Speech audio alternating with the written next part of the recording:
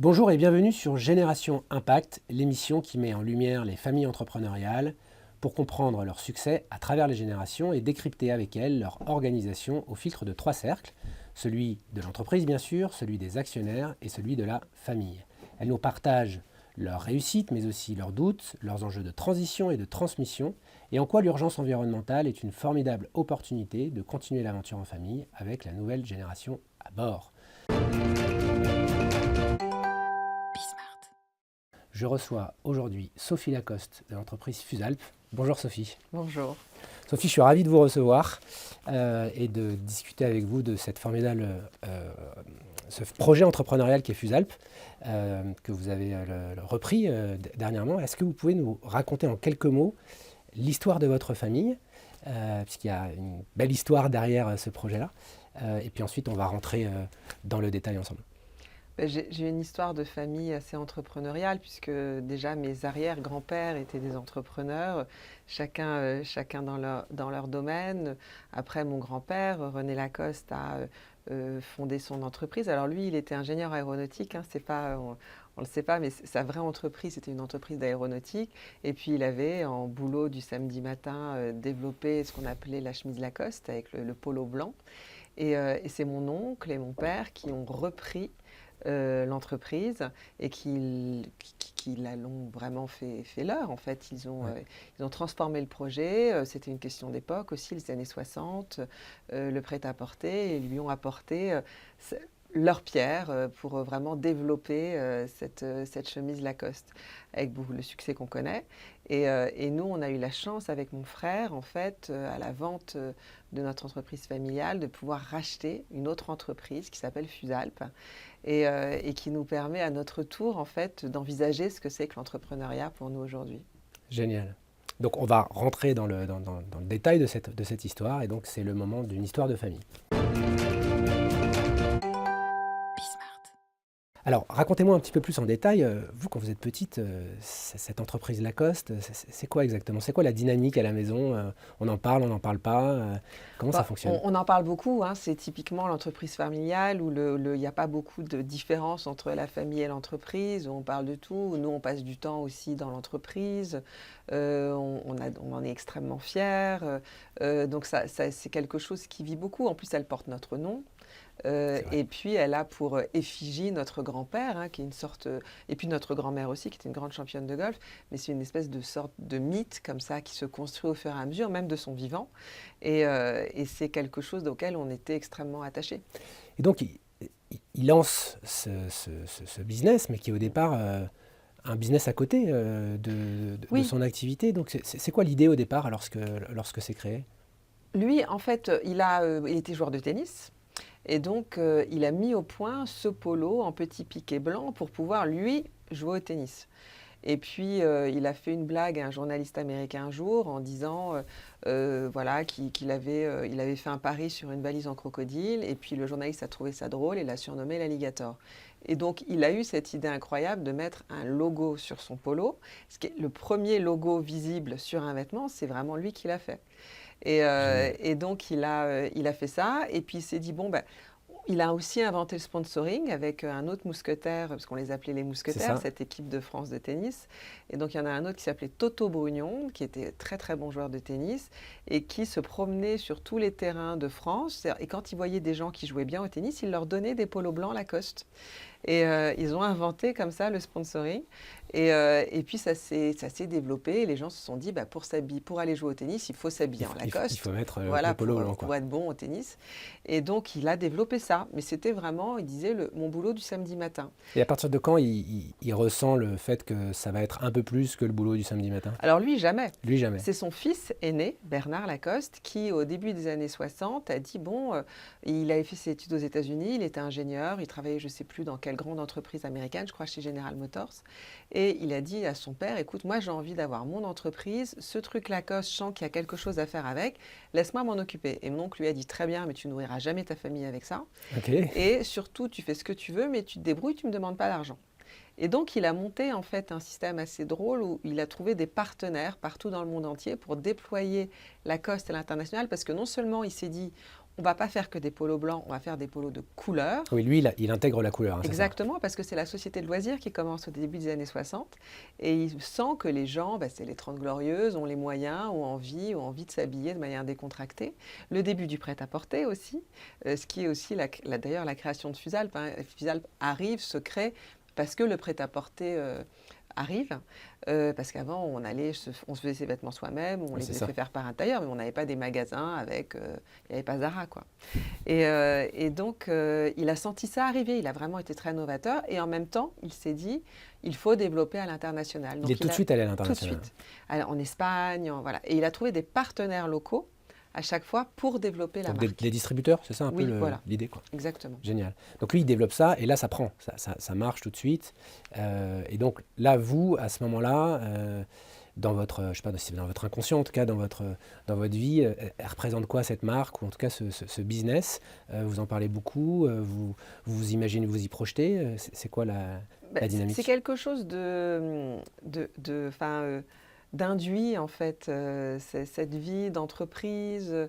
C'est-à-dire que mes grands-parents étaient des gens tellement emblématiques, tellement exemplaires, qu'en fait, l'entreprise se rattachait forcément à eux, même s'il y avait, en fait, tout le monde travaillait pour eux en fait. Il y avait cette espèce de chose plus grande que nous. Et donc Lacoste, de toute façon, même l'entreprise était plus grande que nous, et nous, on devait être là pour la servir. C'est vraiment ça l'état d'esprit, c'est qu'on était au service de cette marque et de cette entreprise. Moi, j'ai jamais eu envie d'y travailler en tant qu'opérationnel, mais j'ai été très tôt au conseil d'administration. À 23 ans, je suis rentrée au board. J'avais fait d'autres études, des études de finance, j'ai fait Dauphine, voilà. Et donc moi, je voulais travailler dans la finance. En fait, finalement, j'ai pas fait ça, j'ai fait complètement autre chose. Mais c'était pas ma vie professionnelle. C'est-à-dire que c'était un engagement qu'il fallait que j'aie.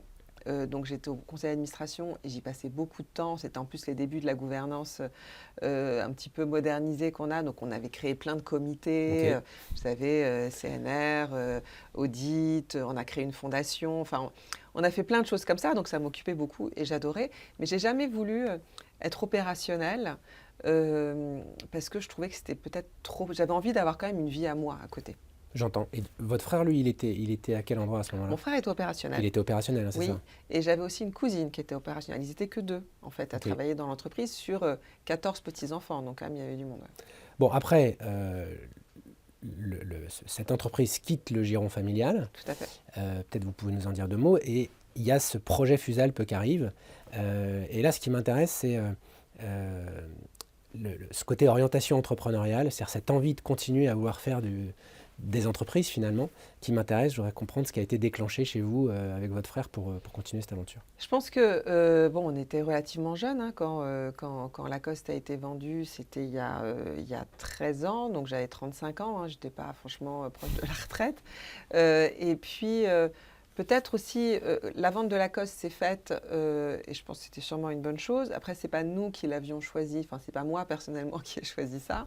Donc, j'avais peut-être aussi envie de... J'avais encore de l'énergie à donner dans ce type de projet-là. Et puis, on avait envie de faire un truc ensemble avec mon frère. Enfin, c'était une évidence. Je ne me suis pas tellement... je me suis dit, OK, bon, c'est quoi la prochaine étape? Qu'est-ce qu'on va racheter? Parce que déjà, chez Lacoste, je me souviens, on se posait des questions d'investissement. On se disait, tiens, et si on investissait dans une autre marque, nous, en tant que famille? Enfin, c'était des questions qui n'avaient pas été résolues, on n'était pas allé assez loin, mais c'était des envies. Moi, à chaque fois qu'on en parlait, ça m'enthousiasmait beaucoup. Quand on regardait des marques, je me disais, ah mais ouais, génial, je visualisais ce qu'on pouvait faire. C'est quelque chose qui m'emballait. Et donc, ça a suivi son cours de manière... extrêmement naturel. Et puis, on a eu la chance très rapidement de tomber sur Fusalp. Et c'est quelqu'un qui, d'ailleurs, nous a suivis dans l'aventure, qui nous a présenté ce projet-là, qui en est devenu directeur général pendant 10 ans. Et on a été absolument enthousiasmés par ce projet. Et il nous correspondait. En fait, je pense que dans les reprises d'entreprises, de marques, il faut qu'il y ait un fit, en fait. Il faut qu'il y ait quelque chose qui soit évident. Et pour nous, c'était assez évident de reprendre cette marque-là. Cette marque-là. Donc vous la reprenez avec votre frère. Je crois qu'il y a un peu de famille qui vous accompagne. Tout à fait, ma tante et 2 cousins. Et 2 cousins. Et puis, il y a votre belle-sœur, c'est ça, Exactement. qui était déjà chez Lacoste, si je ne Ouais. dis pas de bêtises. Donc, comment ça se met en place, ce projet, tous les trois ou je ne sais pas combien vous êtes à ce moment-là? Bah, de manière très simple, en fait, c'était assez évident. Ma belle-sœur, évidemment, directrice artistique. Je pense que c'est elle qui m'a donné le plus de confiance dans le projet, en me disant, voilà, je sais, parce que c'est quand même une marque de vêtements, donc Bien le sûr. style est important. Et c'est elle qui m'a donné la confiance. Je me suis dit, avec sa vision à elle, on va être juste. C'est quelqu'un qui a un talent énorme, Mathilde Lacoste. Elle a vraiment, elle a une vision forte, elle est hyper intègre, elle est assez radicale dans sa manière de voir les choses. Et je savais voilà, qu'elle savait où aller. Donc ça, pour moi, c'était extrêmement fort et rassurant. Et puis, voilà, il y avait Alexandre Fauvet donc, qui nous avait apporté le projet, qui est devenu directeur général. Et puis, mon frère et moi, on est devenus coprésidents de l'entreprise. C'était nos places naturelles. Et alors là, du coup, le projet, donc il a quel âge maintenant, ce projet Fusal? 11 ans. Ça fait 11 ans que vous êtes sur le projet, Ouais. donc c'est, je crois, une très grande réussite. C'est quoi la perspective pour Fusalp là, dans les 10 ans qui viennent? Ah ben, c'est de continuer à grandir pour prendre la place internationale qu'elle doit avoir. C'est une grande marque. Moi, je pense qu'elle a des fondamentaux qui sont hyper forts et elle a le droit d'exister de manière internationale pour accompagner en fait les gens dans leur vie quotidienne. Puisque Fusalp, c'est une conversation entre des produits très techniques et en même temps un style très évident. Et donc, je pense que c'est ce dont les gens ont envie aujourd'hui. Donc, on a quelque chose de fort à défendre. Super. Donc aujourd'hui, le projet Fusalp, il est là, Mhm. il vous accompagne. Comment la famille, elle vit ce nouveau projet finalement? Il y avait le projet Lacoste, et puis maintenant il y a un projet de la famille Lacoste s'appelle Fusalp. Comment il se connecte on parle souvent d'affectio societatis, comment la famille se connecte à ce nouveau projet ou à cette nouvelle marque peut-être? Alors, c'est pas comme Lacoste quand même. C'est-à-dire que, évidemment, euh, mes deux cousins et ma tante qui sont actionnaires sont extrêmement intéressés par le projet. Ils le suivent, mais ils ne le vivent pas de manière quotidienne. C'est quand même un petit peu plus loin. Mais même si pour eux, je pense, une source de satisfaction, ils sont heureux d'en faire partie. Mais c'est quand même plus notre projet à nous, malgré tout. Alors, on partage beaucoup avec nos enfants, avec aussi même ma sœur, qui elle a une autre entreprise, mes neveux, et ça fait partie de notre vie. Forcément.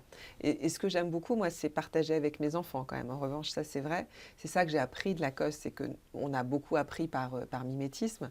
Et je souhaite beaucoup leur transmettre comme ça. Ils viennent avec moi, on fait des visites de marché, on va voir les grands magasins. Je leur raconte ce que je fais, les rendez-vous, mes questionnements. Enfin, j'essaye beaucoup de partager parce que moi, ça m'a tellement appris d'avoir ce savoir-faire un peu voilà, inné quelque part, que j'ai Oui, vraiment au envie de goutte leur à goutte, transmettre. posé Ouais. petit à petit, quoi. Mais du coup, est-ce qu'il y a une projection mentale de voir peut-être la nouvelle génération, celle d'après, vos enfants, continuer cette aventure, rentrer dans l'entreprise ou pas du tout? Je crois que ce qui est important, c'est de leur transmettre un état d'esprit, plus que tout. Moi, je pensais pas, j'étais pas programmée pour voir la vente de Lacoste. J'étais Ouais, pas c'est née ça. comme ça. Il s'est passé ça. Bon, finalement, voilà, c'est la vie, c'est très bien. Donc, pour moi, ce qui compte, c'est surtout un état d'esprit, une façon de voir la vie, un sens des responsabilités, une envie de se dépasser. Nous, on vient d'une famille de sportifs. Alors, moi, je ne suis pas une grande championne, mais ma Mais tante est une il y grande a quelques championne. champions dans la Voilà, famille on quand a des même. vrais champions. Et même ceux qui sont moins connus, il y en a qui sont vraiment des grands sportifs. Euh, et je crois que ça donne un état d'esprit, une envie de se dépasser, de ne pas se contenter de ce qu'on fait. Et ça, je pense que c'est très Ok. important et d'avoir envie aussi d'avoir un impact positif sur son écosystème.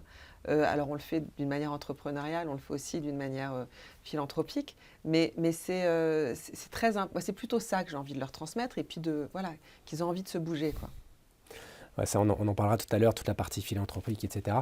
Je voulais rester un peu quand même euh, sur l'aventure actuelle. Ouais. Est-ce que s'appeler Lacoste, ça a été un avantage ou au contraire un poids ou une difficulté, y compris aujourd'hui lorsqu'on porte une autre marque finalement Mhm. que celle qu'il y avait avant dans la famille? Comment vous vivez ça? C'est une grande chance, c'est une immense chance parce que c'est vrai qu'en plus j'ai la chance de venir encore une fois d'une famille de sportifs où finalement il n'y a pas tellement de points négatifs. Il y a des gens qui ont des histoires, qui ont des parts d'ombre. Moi, mes grands-parents avaient sûrement des parts d'ombre, mais en tout cas, j'y ai pas eu accès. Et donc, il y a quelque chose de très positif lié à ce nom-là. d'un point de vue business, c'est une immense aide. J'y suis absolument pour rien. Mais c'est vrai que je charrie ça avec moi, en fait. Les gens voient ça. Et donc, ça donne une espèce de vision, je pense, de sérieux, familial aussi, de long terme. Ça m'a donné aussi accès à un réseau qu'on avait auparavant, Ouais, sûrement, ouais. avec Lacoste quand Et même. c'est pareil pour vos enfants? Ils le vivent de la même manière? Alors, eux, ils ne s'appellent pas Lacoste, Ok. mais ils ont... je pense qu'ils ont le sentiment de faire partie d'une histoire familiale, oui. On va passer dans la deuxième partie de cette émission. Ce qui va m'intéresser là, c'est un peu comment vous avez organisé ce qu'on appelle les 3 cercles. Mhm. Donc le cercle entreprise, le cercle famille, le cercle actionnaire, et qui a une histoire un peu différente en fonction des générations. Finalement, on va en parler ensemble. Donc on se lance tout de suite dans les 3 cercles. Comment vous êtes organisé aujourd'hui la famille? Donc j'imagine qu'au moment où il y a eu la vente de Lacoste, les choses se sont un peu structurées de manière différente. J'imagine qu'il y avait plusieurs branches. Mhm. Comment vous vous êtes organisé aujourd'hui? On est assez autonomes les uns des autres. On n'a pas de family office. On a chacun nos vies. Et puis, on a choisi de se réunir en fonction des sujets. Donc, on peut avoir des points de rencontre. Et donc, notamment chez Fusalp, il y a un certain nombre de membres de ma famille qui ont envie d'investir avec nous. Euh, mais, euh, mais quand même, je pense que la structuration principale, alors je ne sais pas si c'est ça qu'il faut dire maintenant, mais la structuration principale, c'est la fondation. C'est le Ok. fonds de dotation qu'on a créé, qui s'appelle Porosus, qui soutient l'émergence en art et en sport. Et ça, en fait, parce qu'on est 8 membres de ma famille à avoir eu envie de continuer à travailler ensemble. Et donc, ensemble, 8, on s'est dit, on ne va pas racheter une autre entreprise. En fait, c'était pas, on n'avait pas les mêmes envies, on n'habite pas dans les mêmes pays. Enfin, il y avait plein Ok. de choses comme ça. Mais on s'est dit, on veut continuer à vivre ensemble. Et pour vivre ensemble, on a pensé qu'un fonds de dotation, un outil philanthropique, était le meilleur moyen de le faire. Et vraiment, c'est ce qui nous permet de continuer à être une communauté, d'échanger, de monter des projets ensemble, de pouvoir prendre des décisions ensemble et qui nous permet de progresser en tant que famille et de transmettre à nos enfants les valeurs qu'on a Les reçues. valeurs, Parce qu'avant, c'était l'entreprise qui était l'outil de transmission. bien sûr. Et aujourd'hui, c'est cet outil-là qui nous permet de transmettre ces valeurs-là à nos enfants. Alors c'est organisé comment? Vous faites quoi précisément dans ce fonds de dotation? Qui est-ce qui le dirige? Comment vous vous êtes organisé? Alors, on a une chargée de mission Ok. qui est vraiment le cœur de tout. Alors moi, j'en suis présidente, donc j'ai peut-être une part un peu plus prépondérante dans son activité, mais quand même, c'est pas moi qui suis le réceptacle des demandes ou des idées ou des envies ou des autres fondateurs. C'est vraiment la chargée de mission et qui travaille avec chacun d'entre nous en fonction des projets. En revanche, chaque décision est prise à l'unanimité. Ok. C'est-à-dire qu'on ne soutiendra pas un projet qui ne soit pas voté par tout le monde. S'il y a une personne qui n'est pas d'accord, c'est qu'il y a un sujet. On ne le fait pas.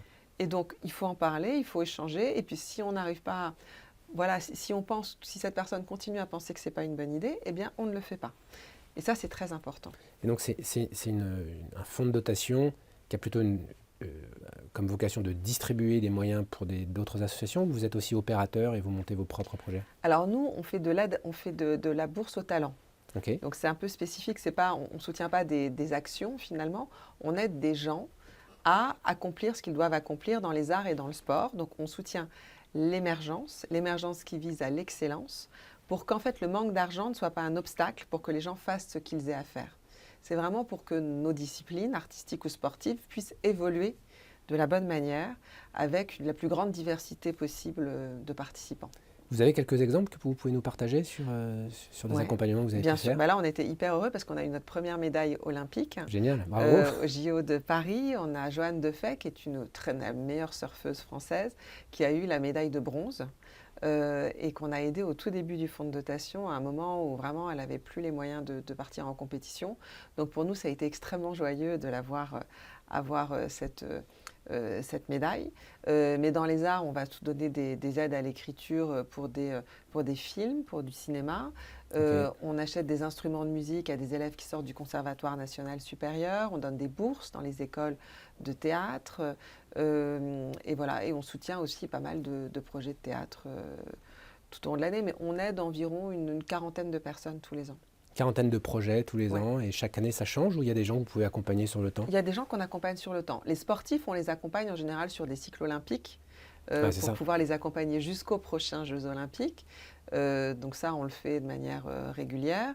Et puis même des artistes, ça nous arrive de les aider. Quand on donne des bourses, évidemment, c'est pour toute la formation. Voilà. Donc ça, c'est le chargé de projet qui pilote ça, qui coordonne, et ensuite vous avez votre espèce de comité d'investissement finalement, Exactement. équivalent, Voilà, qui va prendre ces décisions. tout à fait. Ok. Je reviens sur Fusalp. Donc là, vous travaillez en famille quand Mhm. même. Mhm. Comment vous répartissez les rôles tous les trois coprésidents? Ça veut dire quoi finalement? Alors finalement, c'est quand même assez défini. Avec mon frère, on a des appétences aussi différentes. Lui, il va être plus sur la stratégie, sur des projets avec un peu plus de recul. Et moi, je suis quand même plus en day-to-day. Moi, je vais au bureau Plus opérationnel. tous les jours. Alors, on a un directeur général qui est Pascal Comte-Jodra, là, qui est arrivé il y a 9 mois.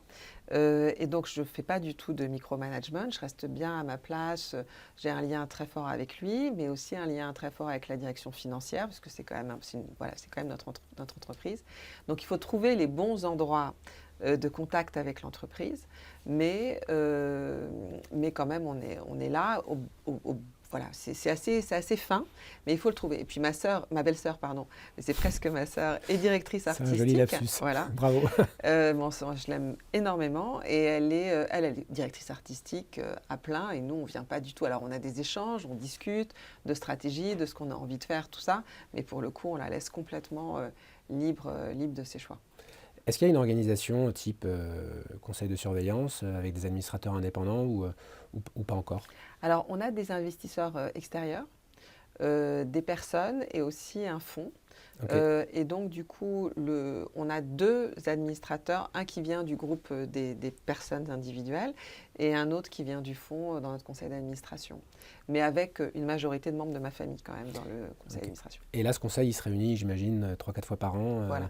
pour présenter la stratégie, les résultats Exactement. et voter des décisions Mais d'investissement. on a assez tôt eu envie de faire rentrer justement ces investisseurs extérieurs qui étaient des gens qu'on admirait ou avec qui on avait envie de discuter, parce qu'on s'est dit qu'il fallait qu'on se fasse challenger. En fait, si on restait, nous, dans notre petit cocon, avec nos réunions entre nous, il y avait un moment où en fait, la chose était un peu trop confortable. Je comprends. Et c'est bien de se faire, voilà, de se faire un peu bousculer de manière très bienveillante, hein, vraiment à chaque fois.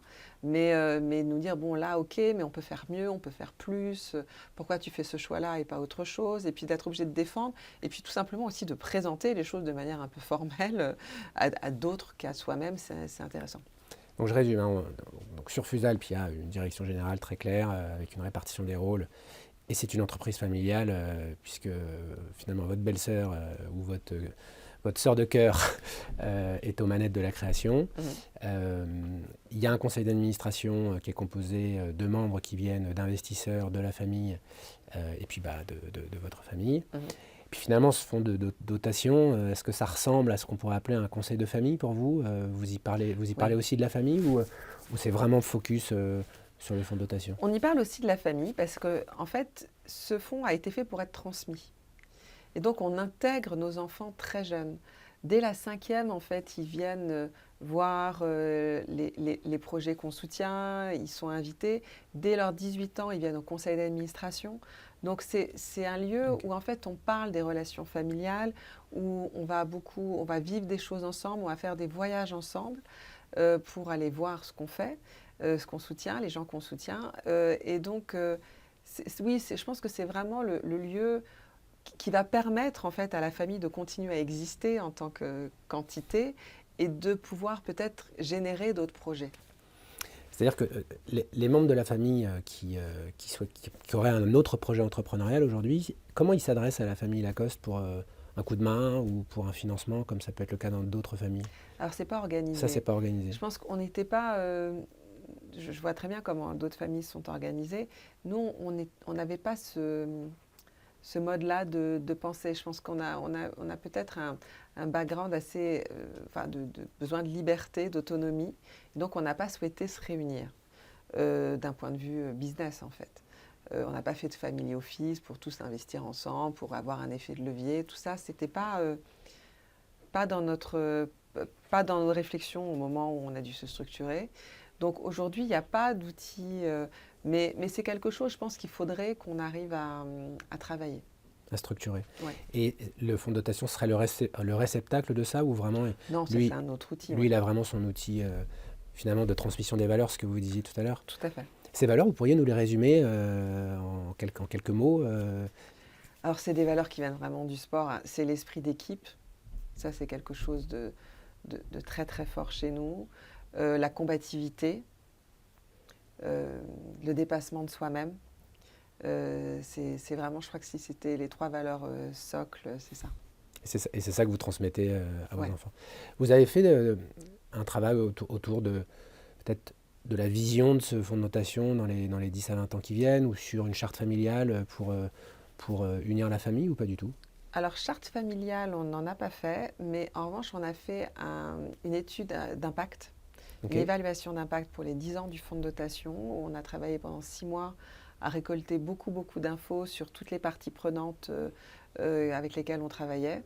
Et ça, c'était extrêmement intéressant pour vérifier en fait que ce qu'on pensait faire était ce que les gens recevaient. Et c'était assez chouette parce que ça a quand même bien répondu, bien matché, ou les verbatims, parce que c'était beaucoup du quali, parce que c'est difficile en fait d'évaluer finalement la carrière des gens, c'est sûr. encore presque un peu tôt. Vous voyez, Johanne Defay, on l'a soutenue il y a 8 ou 9 ans, elle a eu sa médaille olympique là. Bon, ça fait déjà longtemps qu'elle est dans les 3 meilleures ou 5 meilleures surfeuses du monde, donc bon, voilà. Mais c'est pas toujours évident d'évaluer ça. Et puis, qu'est-ce que c'est un succès pour un musicien? Est-ce que c'est d'intégrer un grand orchestre? Est-ce que c'est non, au contraire? Enfin, chacun son chemin aussi. Donc, c'était très quali comme étude. Et ça nous a ça nous a rassurés, puisqu'en fait, ce qu'on voulait faire était ce que les gens percevaient, avec une notion de relation en fait très forte avec nos talents, ce qui est aussi lié à notre structure familiale, parce que si on fait ça, c'est parce que ça nous passionne, et forcément, du coup, on a envie d'aller voir les gens, de discuter avec eux, d'apporter des choses. C'est pas juste une vision un petit peu technocrate de loin.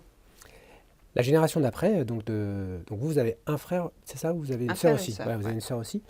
La génération suivante, mais sur Fusalp, en fait, c'est vous deux. Mhm. Quels sont les âges des enfants aujourd'hui? Alors moi, j'ai fait partie des plus jeunes. Les miens ont 13 et 16 ans, mais on en a qui vont jusqu'à 25 ans, mais ils sont quand même relativement jeunes. Ils sont en c'est tout encore un peu début jeune. de vie professionnelle. Ouais. Ok. Eux, comment ils perçoivent ce fonds de dotation aujourd'hui? Ça représente quoi pour eux? C'est hyper fort. C'est vraiment extrêmement structurant familialement. Ils en sont très fiers, ils s'impliquent beaucoup. Alors beaucoup, pas quotidiennement non plus, mais ils s'impliquent vraiment. Et c'est quelque chose qui fait partie de leur vie quotidienne. Génial. On va rentrer dans la troisième partie de cette émission et qui est importante. Je voudrais qu'on parle un peu plus de Fusalp et de ses projets. Et donc, on va rentrer dans ce qu'on appelle la Next Gen. Dans cette partie-là, on aime bien regarder vos engagements sociétaux et plus particulièrement tout ce qui est impact social et environnemental. Mhm. Vous avez pas mal parlé de Fusalp. Je ne sais pas si nos auditeurs se rendent compte encore de la diffusion de cette marque. Je ne sais pas combien d'employés vous êtes ou dans combien de pays vous êtes, mais peut-être vous pourriez nous en dire un petit peu plus pour Ouais. qu'on puisse se rendre compte. Bien sûr, on est à peu près 300 employés chez Fusalp, mais on a beaucoup de boutiques. On a une 60aine de boutiques dans le monde entier. À peu près on en a une 30aine, la moitié en France et la moitié à l'étranger. C'est une entreprise qui fait aujourd'hui 65 millions d'euros de chiffre d'affaires. Donc quand on l'a racheté, elle en faisait 5. Donc c'est quand même C'est un fantastique. chemin, un chemin un peu important. Mais du coup, voilà, on reste quand même une petite entreprise par rapport à notre marché. Le siège est à Annecy. Et il y a, pareil, des valeurs très fortes dans cette entreprise. Et c'est vrai que c'est comme ça qu'on a eu envie de la reprendre en faisant quelque part une entreprise familiale, mais moderne, quoi. C'était une entreprise de première génération, Fusalp, ou c'était aussi une entreprise familiale? Non, c'était pas une entreprise familiale, Non. mais elle avait été reprise par plusieurs personnes. En fait, elle était leader, elle a été créée par des tailleurs à Annecy, donc des gens qui faisaient des costumes 3 pièces et qui se sont dit, il faut qu'on arrive à faire des vêtements pour la performance, pour le sport. Ils ont équipé très vite les équipes de France On de connaît ski. tous le fuseau Voilà, Fusalp, exactement.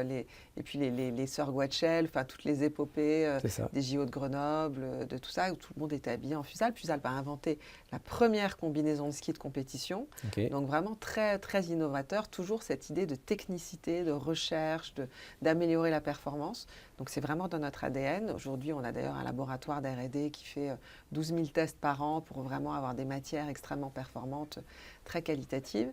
Et donc voilà. L'entreprise aujourd'hui est basée entre Annecy, Paris, où on a des bureaux aussi évidemment, et puis un peu partout dans le monde, on a des boutiques. On a 3 magasins aux États-Unis, en Corée du Sud. Enfin bon, voilà, c'est assez répandu. Et là, l'ambition, en fait, dans cette croissance, donc en gros x10 en une dizaine d'années, hein, Mhm. c'est à peu près ça. Qu'est-ce qui va se passer dans les 10 ans qui viennent en fait? Fusalp va rester un spécialiste du sport, j'imagine. Comment vous imaginez cette entreprise se développer? Alors, on n'est pas que du sport, on fait aussi de l'urbain. 50% de notre chiffre d'affaires, c'est des manteaux, c'est Ok, la vie de tous les jours, mais avec cette valeur ajoutée technique. Bah, moi, ce que je vous disais, je pense que l'entreprise a encore vraiment une grande marge de croissance, qu'elle doit pouvoir adresser encore d'autres moments de la vie sur beaucoup, beaucoup de territoires. En fait, c'est une croissance, mais on est aussi une entreprise très haut de gamme. On fait des produits de luxe. Et je reviens vers ce que vous disiez en termes d'impact. Ce qui est très important pour nous, c'est de faire des produits qui soient durables. C'est-à-dire qu'on a des produits qui sont garantis pendant 5 ans, réparables à vie. On équipe pas mal enfin, on a toute une équipe de jeunes sportifs très performants de plusieurs pays qu'on équipe dans leur vie quotidienne parce qu'ils ont déjà leurs ok, équipementiers pour leur compétition. Nous, on équipe l'équipe de Grande-Bretagne en ski, donc ok. pour la compétition. Mais hors compétition, on a tout un pool de jeunes sportifs qu'on trouve inspirants et qu'on habille tous les jours. Et un jour, je suis allée à Oslo et on a un jeune skieur qu'on équipe là-bas. Et en arrivant, je me dis, zut, on a oublié de l'appeler. Et c'est dommage, j'aurais pu le voir prendre un café avec lui. Donc je l'appelle, je lui dis, est-ce que tu es disponible cet après-midi? Il me dit très bien. Et il arrive tout honteux parce qu'il n'avait pas le blouson qu'on lui avait envoyé 2 semaines avant. Mais il me dit, j'ai mis mon blouson préféré qui était celui de mon grand-père. Et il se trouve que c'était un blouson Fusalp Ah, génial. qui avait été à son grand-père à la fin des années 70. Et donc, je me suis dit, voilà, c'est ça en fait. Je veux faire des vêtements que les gens auront plaisir à porter sur plusieurs Qui générations. passe les générations. Voilà, parce que techniquement, ça sera très très performant, mais aussi parce que stylistiquement, c'est des vêtements qu'on peut avoir envie de porter pendant des années. Et notre enjeu, alors évidemment qu'on améliore la conception de nos vêtements, enfin, l'éco-conception, tout ça, c'est des gros sujets. On est signataire du Fashion Pact, on essaye voilà, d'améliorer tout. Mais le vrai gros sujet, c'est de garder les vêtements le plus longtemps possible. Ouais, je comprends. Alors ça, je veux bien qu'on s'y arrête un petit peu, hein, parce que Ouais. c'est vrai que l'industrie du textile, c'est la deuxième industrie la plus polluante du monde, avec tous les travers qu'on lui connaît, à la fois en impact social et aussi en impact environnemental. Mm. Vous, vos gros enjeux, vous les abordez comment dans votre quotidien finalement et dans votre R&D? Bah, ces gros enjeux d'impact, ils font partie vraiment de la vie quotidienne de toutes les personnes qui travaillent dans cette entreprise. Évidemment, de manière encore plus présente dans tous ceux qui élaborent le produit et qui vont en assumer la production, puisqu'il faut repenser en fait la manière de faire des produits. Ce qui est pas mal, c'est qu'en France, on est très prescripteur en termes de normes, donc ce qui nous oblige, nous, à C'est avancer ça. très vite en fait. Et alors, ce qui est compliqué, c'est que on a quand même un prérequis de qualité, de main, d'esthétique, qui doit aller de la même manière, parce que le vrai sujet, c'est les matières, véritablement, quand on fait des matières techniques. Et donc, parfois, on a certains traitements qui, quand on les change, en fait, font... typiquement, on avait un blouson, c'était notre best-seller, qui s'est mis à cloquer sous l'eau, Ok. qu'on avait testé, mais en fait, les tests n'étaient pas suffisants. Quand on prend d'un coup des trompes d'eau pendant une demi-heure, là, ça cloque. Ça redevient nickel quand ça ressèche, mais quelqu'un qui est là avec son blouson qui est quand même coûteux, qui est Ouais. beau, avec un truc qui fait des Avec un grosses cloques, positionnement haut de gamme, ça marche pas. c'est pas envisageable en fait. Donc il faut qu'on arrive à faire avancer tout ça en même temps. Donc on a des grosses équipes de R&D, on a des personnes qui travaillent sur les matières qui sont incroyables, voilà, qui ont une compétence folle. et qui se démènent vraiment. Et alors, on a pris une consultante extérieure pour travailler sur tous ces sujets parce qu'il me semblait que c'était très important d'avoir quelqu'un qui soit très au fait de tout ce qui se passe, qui travaille avec d'autres marques et qui puisse vraiment nous permettre de garder cette exigence voilà, de la manière euh, la plus précise possible. Donc on se fait accompagner aussi de manière très forte. Si on peut donner un exemple, je crois que vous m'aviez évoqué le sujet de la laine qui est controversé dans cette industrie. Comment vous abordez ce sujet-là? C'est-à-dire qu'il faut regarder le cycle de vie du produit en entier. Par exemple, la laine, c'est une des matières les plus polluantes puisqu'il faut élever des moutons pour produire la laine et donc on Ok. sait que l'élevage, c'est très polluant. Mais c'est ce qui se biodégrade le mieux. Donc en fait, c'est facile d'avoir des fausses bonnes idées. Oui. On a beaucoup parlé de matières recyclées, mais parfois il y avait une usine de bouteilles en plastique juste à côté de l'usine de bouteilles recyclées.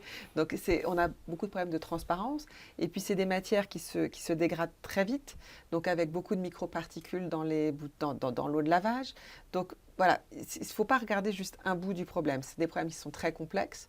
Et il faut moi, je crois beaucoup aux petits pas, en fait. C'est-à-dire qu'il faut être ambitieux. Il ne s'agit pas de se dire on va faire que 5 mètres, mais chaque pas qui est fait est fait. Si on regarde la grande montagne, on ne fait rien.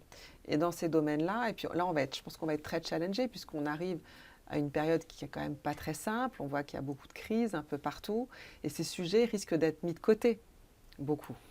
Donc il faut quand même arriver à les garder au centre. Puisqu'évidemment, économiquement, ça coûte de l'argent de faire de traiter tout ça. Que les gens ont perdu le réflexe. Il y a des marques qui vous font perdre la notion du coût des choses. Et donc, il faut qu'on arrive à faire accepter, à faire comprendre aux clients que si cette chose-là coûte ce prix-là, ce n'est pas des frais marketing, en fait. C'est qu'il y a vraiment une innovation et une raison pour ça. Et être aussi pas trop délirant dans les prix non plus, c'est quand même un vrai sujet. Il faut que tout le monde puisse gagner sa vie, mais il ne faut pas non plus chercher absolument. Voilà, sky is the limit, mais bon, quand même. Bon, je pense qu'il y a eu beaucoup d'exagération là-dessus.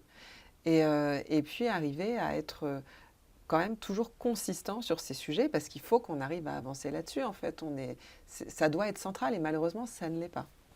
Et du coup, Fusalp, son projet de croissance, c'est sous cette marque unique, avec une diversification, j'imagine, de gamme qui se fait petit à petit, ou vous imaginez intégrer d'autres marques ou d'autres pans du business dans votre projet?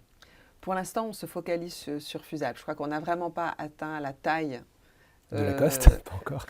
voilà, mais je pense que ça peut être C'est tout à fait faisable? comparable. Ouais, je Ouais. pense que c'est faisable.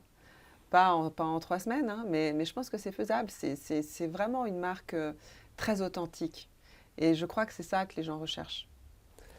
Donc on pourrait imaginer que vous ayez la taille de Lacoste dans quelques années, quoi. Ça serait possible.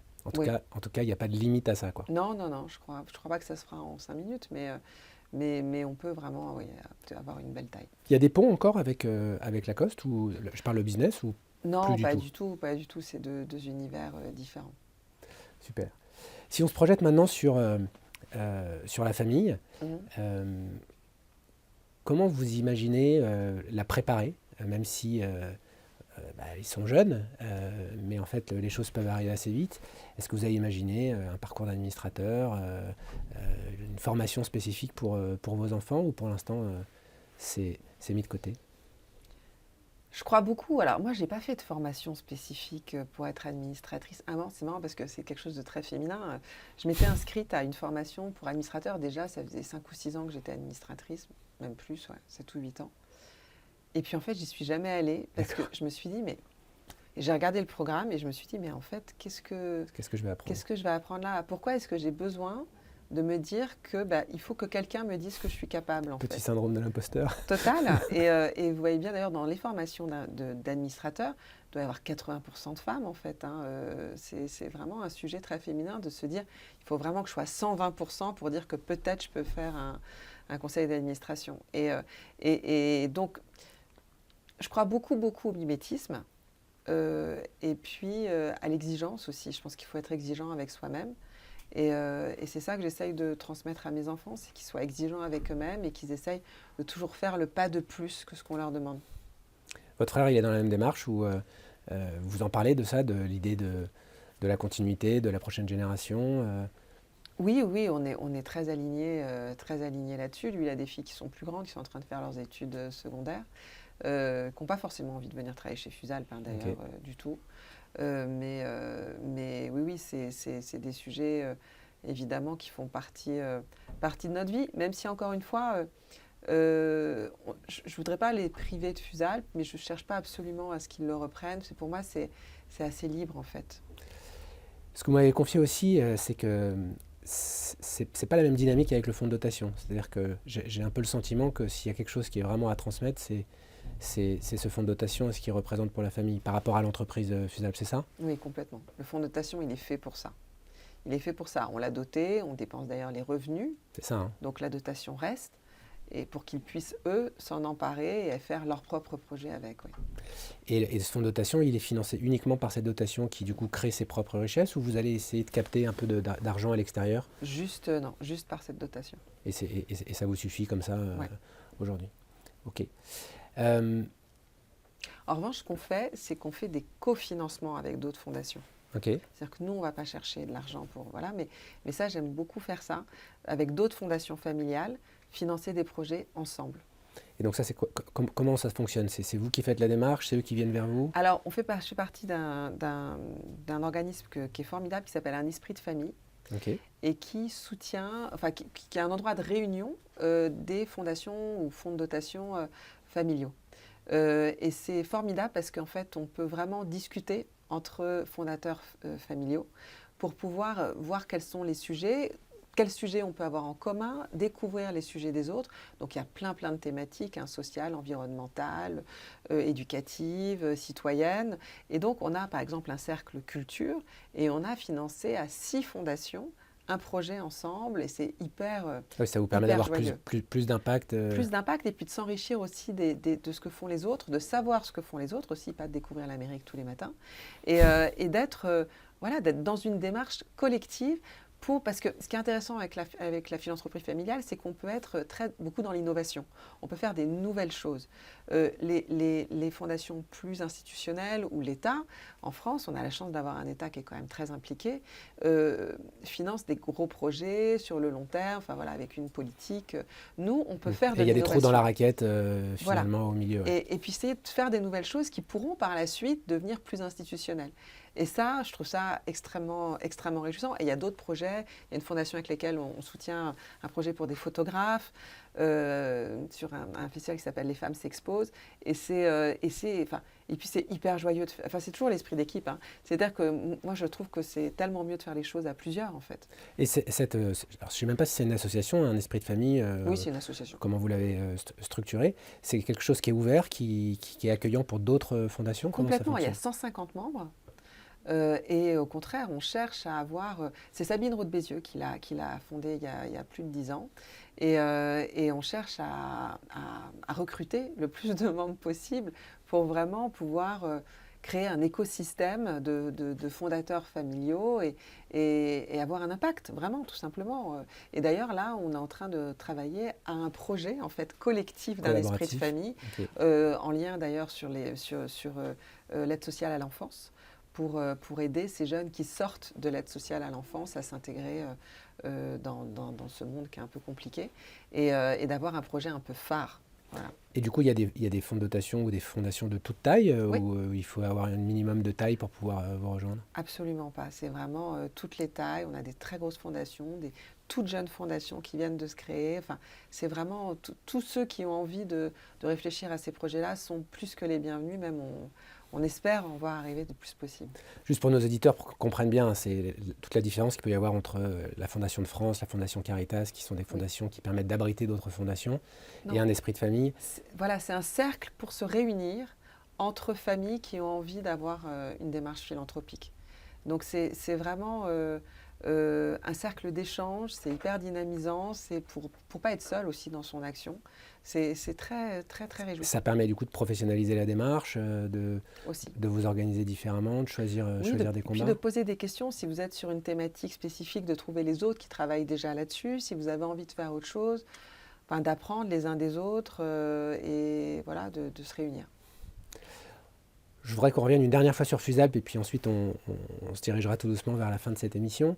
Euh, Vous m'aviez dit, il y a combien de boutiques aujourd'hui dans le monde 65. 65. En fait, c'est marrant parce que ça me fait penser à cette famille, la famille Bata, que tout le monde connaît, qui est accompagnée par un consultant en gouvernance familiale il y a quelques années. Et ce consultant a écrit un livre. Et le titre du livre vient d'une réunion qu'il a avec les familiaux de cette famille. En fait. Et il a les 3 générations assis dans la pièce.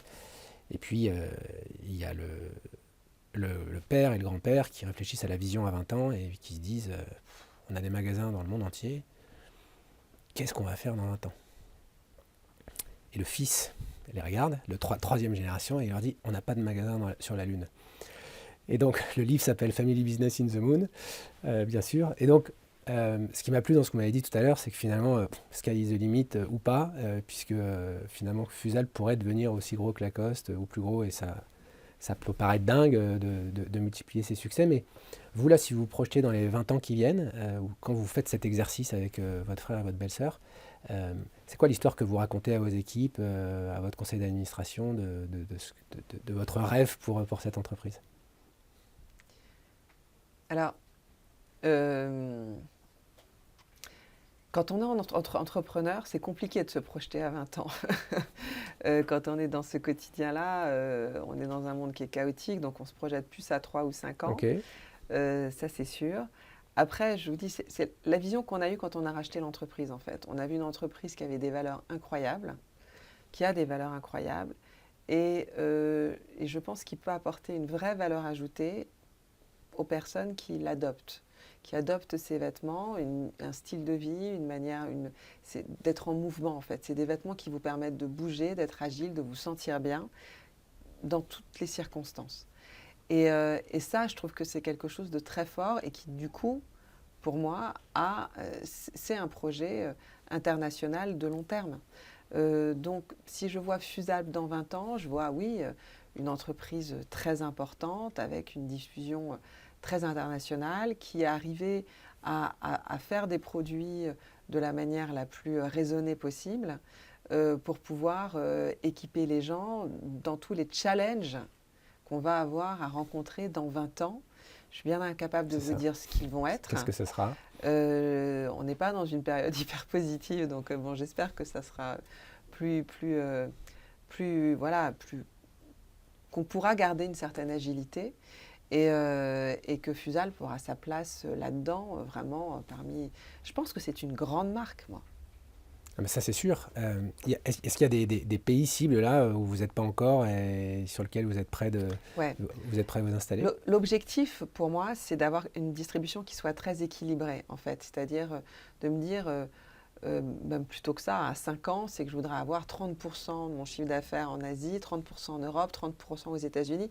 Je pense qu'il faut qu'on réfléchisse les choses de la manière la plus diversifiée possible pour équilibrer les risques. Et pareil, en termes de fabrication, je voudrais qu'on puisse être vraiment avoir de la fabrication partout dans le monde pour pouvoir toujours avoir des plans B, des manières de réagir.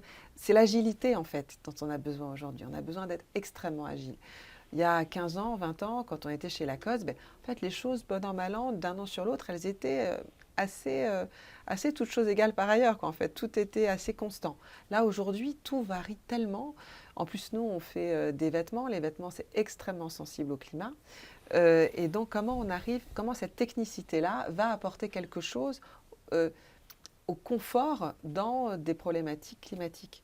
Et ça, c'est des questions qui sont hyper importantes et hyper passionnantes pour pouvoir trouver vraiment quelque chose de cohérent et qui réponde à un vrai besoin. Bon, donc on souhaite bonne chance à tous ces projets. Merci Ça va être incroyable. Nous, on aime bien terminer cette émission en échangeant sur... et là, ce que je vous propose, c'est d'échanger alors soit sur Fusal, soit sur le fonds de dotation, et peut-être les deux, on verra. Mais on a beaucoup de verbatim de personnes comme vous, actionnaires d'entreprises familiales, qui nous parlent de leur entreprise comme d'un membre de leur famille.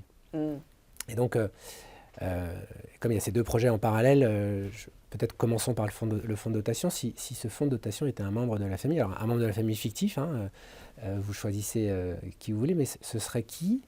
Est-ce que ce serait un homme, une femme, et il serait de quelle génération? j'ai envie de dire une femme, évidemment, parce qu'on est une famille très féminine.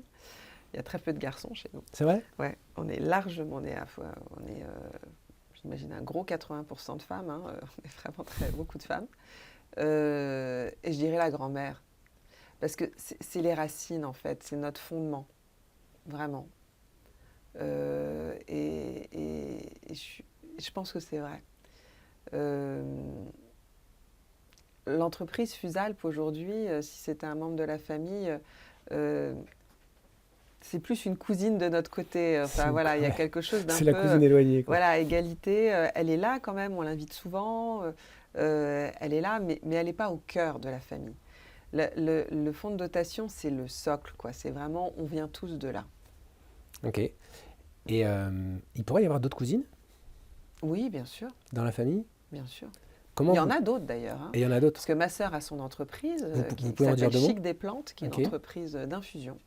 Ok. Qu'elle a montée il y a 4 ou 5 ans, qui marche très bien. Donc on parle beaucoup de son entreprise à elle. J'ai une de mes nièces qui a 22 ans, qui a créé une start-up déjà il y a 3 ans, qui s'appelle Believe, qui est une société de dématérialisation de tickets de caisse, Ok. et qui fonctionne très bien aussi. Donc on a plusieurs comme ça. Je pense que cet état d'esprit d'entrepreneur est là. Mon cousin, qui est aussi actionnaire de Fusalp, Jacques, lui, est un antiquaire de renom et qui fonctionne très très bien, donc il a son entreprise aussi. Donc en fait, comme je vous le disais, c'est une question d'état d'esprit. Et on est très supporteurs, on est vraiment en soutien des entreprises des uns des autres. C'est marrant parce que dans tout le travail que font les académiques pour observer ces entreprises familiales qui finalement représentent quasiment 60 ou 70% des modèles d'entreprise dans le monde, parce que le petit artisan, le boulanger, tout ça, ce sont des entreprises familiales. Bien sûr. Dans le monde. Et c'est le cas dans toutes les cultures, avec des cultures où il y en a plus que d'autres. Ils cherchent toujours à savoir comment on fait pour s'assurer que ces familles, elles arrivent à passer les générations. Et souvent, l'entreprise prend beaucoup de place. Ce qui est assez passionnant dans votre histoire, c'est qu'en fait, c'est vraiment la famille qui a au cœur de ses racines cette orientation entrepreneuriale. Et ce qu'on sait, c'est que celles qui développent une orientation entrepreneuriale distinctive à chaque génération, en fait, elles arrivent à passer de manière résiliente les générations, quand bien même leur business peut changer ou les entreprises peuvent changer de main, mais il y a toujours ce fondement de la famille. Et moi, j'aime à penser que, en fait, une famille entrepreneuriale, plutôt qu'une entreprise familiale, finalement, c'est comme une forêt de projets, et que cette famille, en fait, se retrouve ensuite dans la canopée. En fait. Et la canopée, quand on la regarde du ciel, c'est c'est pas plusieurs arbres, on ne les voit pas d'ailleurs, c'est vraiment ce tapis vert absolument incroyable.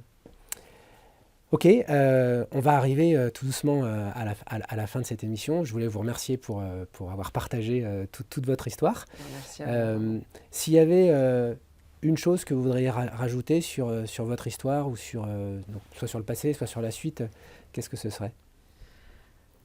Je crois, si je pense à ma famille, c'est de toujours regarder devant, en fait. Moi, j'ai une grande chance, c'est que je ne suis pas du tout nostalgique. C'est pas un sentiment qui vous anime. Voilà, qui m'anime. C'est pas, et je pense que pour une famille, ce qui est important pour qu'elle soit toujours vivante, dans le sens qu'elle soit toujours active, il faut regarder devant et quel est le prochain projet, en fait. Si on est toujours en train de regarder ce qui nous anime, ce qu'on va faire, et puis trouver des nouveaux challenges, on reste vivant. Et en effet, ce que vous dites, je pense que c'est très juste, c'est d'arriver à chaque fois se réinventer, que chaque génération se réinvente et retrouve son propre souffle. Et sa liberté. En fait, c'est vrai qu'il y a toujours cette bipolarité entre le récit, en fait, le récit qui constitue l'histoire de la famille et finalement ses valeurs, sa personnalité, ses racines, et cette vision familiale qui est souvent portée par bien d'autres choses que le capital financier, et plutôt ces projets, ce capital sociétal, ce capital réputationnel, ce capital humain aussi, qui font partie à la fois de tous les collaborateurs que peuvent avoir ces familles, mais également le capital humain des actionnaires familiaux, qui a envie de fabriquer son prénom parfois aussi pour se détacher du nom de la famille, surtout quand c'est le nom de l'entreprise, que ça peut être plus ou moins lourd. Et donc voilà, bravo pour tout ce que vous Mais il faites. faut que ça soit la famille, je crois, quelque chose qui vous permette d'être un moteur, pas quelque chose qui est trop confortable dans lequel on s'endort, ni quelque chose qui soit trop lourd à porter, C'est ça. mais quelque chose qui donne envie de se dépasser, en fait, d'aller plus loin. Eh bien, bon dépassement. Merci beaucoup Sophie. Merci à vous tous et on vous retrouve prochainement pour une nouvelle émission de Génération Impact. J'en profite pour remercier toutes les équipes techniques pour cette magnifique émission. À bientôt.